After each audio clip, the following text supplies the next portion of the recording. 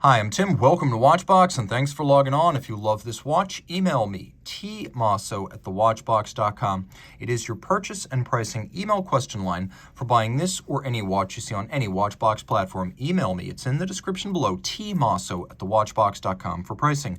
Today, we're discussing a watch that launched as you see it here in 2012. This is the Müller Glashütte TerraSport 1 chronograph. Müller Glashütte is a modern, established East German watchmaker with a family heritage, but it is a modern company, and as such, it has contemporary thoughts about what a modern pilot's watch should look like. You also can see that the watch borrows a great deal of fundamental design language from the IWC Pilot's Watch collection. Well, the idea here is to get a value proposition made in Germany with all the fundamental features, the look, and the feel of the IWC. So in stainless steel, 44 millimeters in diameter, it's 14.7 millimeters thick, and 52.5 millimeters from lug tip to lug tip. That's the distance across the wrist with a 22 millimeter spacing between the lugs.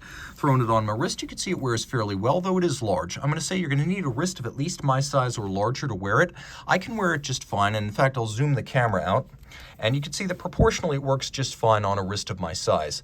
But if your wrist is any smaller, you're going to want to find a smaller pilot's watch. IWC now makes a 41, and that would probably be your best bet. Back to the watch at hand, we have a aviator style calfskin with a contrasting stitch, black. You can see thick cut, sheer cut profile showing the layers of leather. Calfskin on the bottom. It is a brand new Müller Glashütte factory strap with a corresponding fully branded pin buckle. You might notice that they keep mentioning that they make nautical instruments. That is sort of the family heritage, but at the same time, in the modern era, they are very much a manufacturer of wristwatches. Taking a quick look at the case, it's relatively simple, all of satin finish. Much like the IWC Pilot's watches, the bezel is somewhat stepped in to thin the watch and make it look slimmer. There's a vertical section, then there's a conical section, then there's a flat plane adjacent to a cambered sapphire crystal. We have what appear to be screw downs, but are in fact non-screw down shouldered pump pushers. We have a crown that is a screw down and helps the watch achieve its 100-meter water resistance, which is better than most IWC Pilot's watches, which are 60 meters in general. Now, taking a quick look, you can see the dial is matte black to resist glare. We have plenty of luminescence. Let's get a quick look at how the dial looks in the dark. More luminescent than most IWC Pilot's watch dials, which generally give you 12, 3, 6, and 9, plus the hour and minute hand.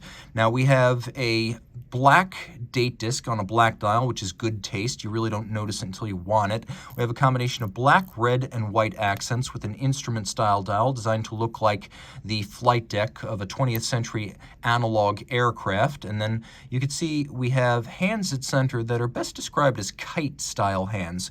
Look carefully and you can see that they've been media blasted for a matte finish that, like the rest of the dial, discourages glare. We have on the reverse side is a Sellita SW500, which is Sellita's version of a Valjoux 7750 here.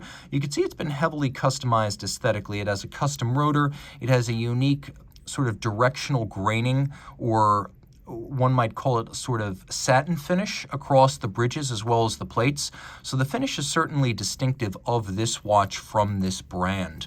And they also go so far as to create their own micrometric regulator. They call it the Woodpecker Fine Adjustment. It's a modified swan's neck fine adjustment system.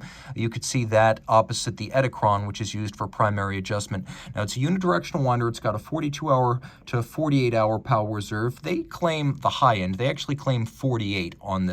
7750 architectures are anywhere between those numbers, but they specifically claim 48, so I'm going to take them at their word. It has stop seconds. It has a quick set date. It beats away at 8 beats per second. It pivots on 25 joules. You can see 25 Stein, 25 stones.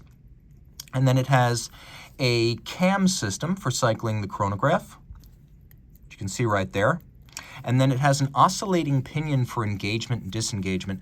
And oscillating pinions are a little bit unusual in watchmaking. You don't see too many of them. Almost all the oscillating pinion chronos ever made are 7750s. And they allow the 7750 to engage with almost none of the jump or stagger of a traditional lateral clutch chronograph. This is a feature often found on high-end haute horlogerie chronographs. A lot of folks don't realize it's present on a 7750. There's a lot to love on this watch, a great value proposition from a fun indie brand, and you get all the style and substance of an IWC with even more water resistance and exclusivity.